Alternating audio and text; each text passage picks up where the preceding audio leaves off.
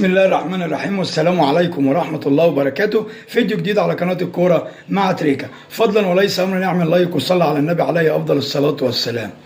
نادي الزمالك ونادي الأهلي لعيبة كتير قوي بداية الموسم مش هتشوفها، مش هتبقى موجودة تاني، وعروض وجايه لهم من كل حتة على أساس إن هم ما بيلعبوش في النادي الأهلي والزمالك هيروحوا هناك يلعبوا ويأثروا مع الفرقة اللي هيروحوها، وشفنا الحاجات دي كتير قوي. ولعيبه راحت قبل كده مشيت من الاهلي والزمالك وبعد كده رجع الاهلي والزمالك اتحايل عليهم تاني. اول اللعيبه اللي من النادي الاهلي حسين الشحات، جاله عرض من قطر وعرض من الامارات، وهو كلم اداره النادي الاهلي. هو حاسس ان مكانه مش هيبقى موجود في النادي الاهلي الفتره اللي جايه.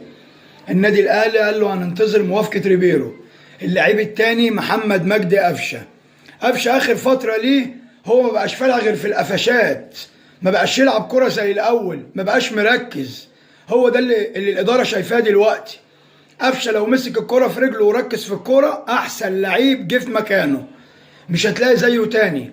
بس هي الكرة كده، والسوشيال ميديا اللي بيمشي وراها بينسى نفسه. هي دي لعيبة الكورة، لازم تبقى مركز جوه في الملعب أكتر من بره.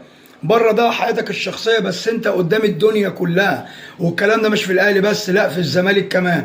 حسام اشرف اللي الزمالك رجعه مش هتلاقيه موجود، طالع اعاره. مصطفى الزناري بيع. عمر كمال عبد الواحد برضه في النادي الاهلي بيفكروا يقعروه، هو وعمر الساعي. لعيبه كتير قوي مش هتشوفها السنه الجايه، ولا في الاهلي ولا في الزمالك. نتمنى التوفيق لكل الناس.